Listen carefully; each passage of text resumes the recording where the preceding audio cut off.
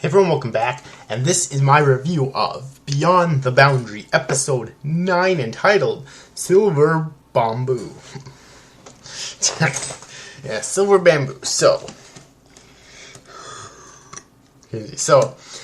this week's episode of Beyond the Boundary, that ending, oh my god, that fucking ending. Okay, so I really want to talk about the ending, but okay, I'll try to restrain myself so I can talk about the rest of it first, get through the summary, then talk about the ending.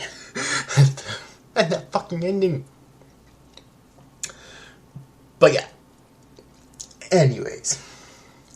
Upon arriving at the Shindo shop, Mirai horrifically discovers Akihito in his Yomu form. Meanwhile, as Hirumi and Mitsuki have their hands full with the giant Yomu, Izumi faces off against Miroku, who escapes with a fireball when a fireball distracts Izumi.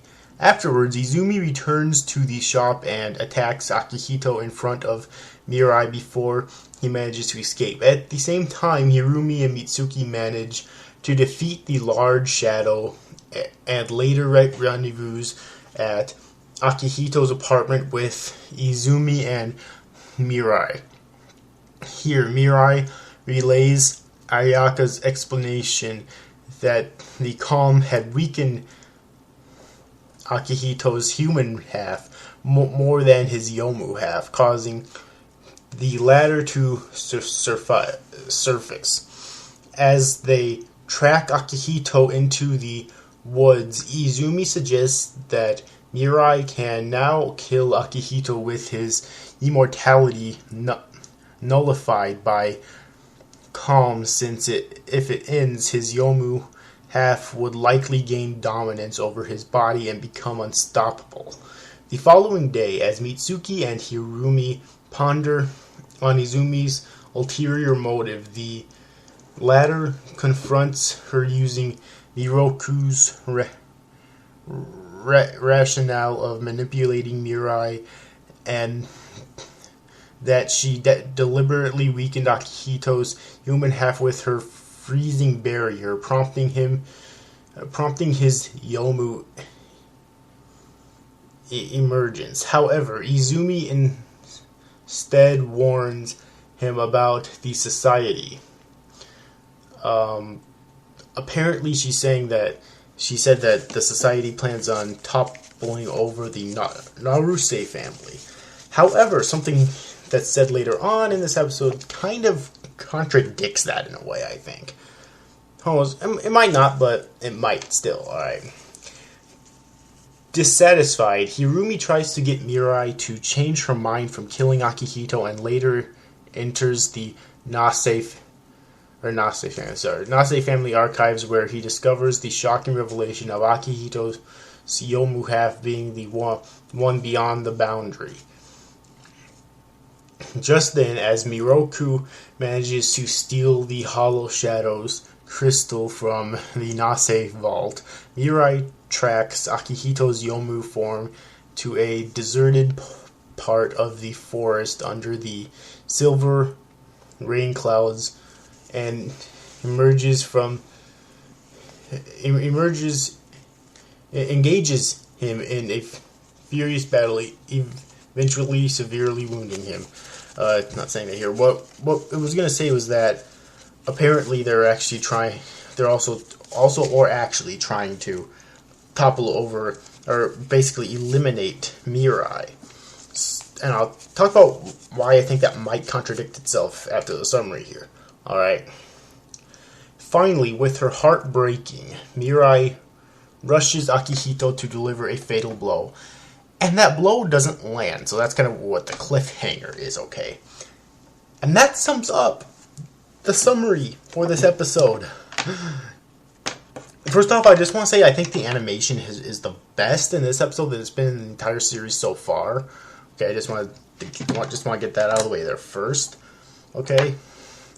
Secondly, it's like, wow. Okay, before I discuss the ending in depth,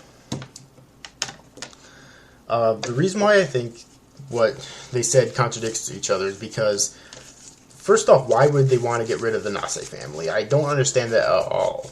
I don't think it's really been a clue as to why, so I really hope that's explained soon, okay? However, wanting to get rid of Mirai would kind of make sense because they're probably afraid of her power. And they're probably afraid that she might lose control of it or something. Okay.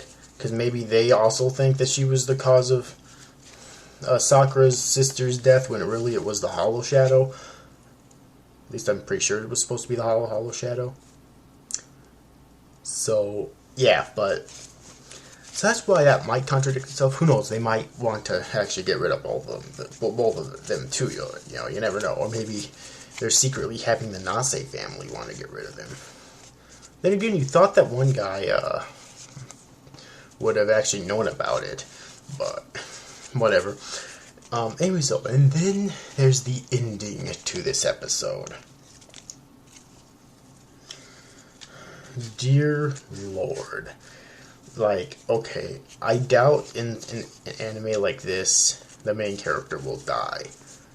But if he, assuming that he does happen to die, that will, first off, you'd think it'd be in the final episode anyways.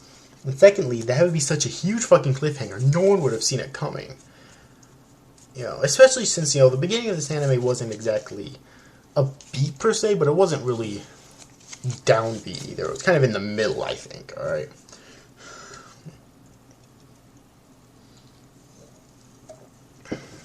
So yeah, but it really makes you wonder because this is the only time that Mirai will actually be able to kill Akihito. And her blade was literally probably like an inch away from piercing him. So the only thing I could think of is if he manages to see it and jumps out of the way of it. That's literally the only thing I can think of. However, I do think that would be kind of retarded, you know, hyping all that up, bring all that tension and drama into it, just for at the beginning of the next episode or sometime in the next episode showing him jumping out the way of it, you know.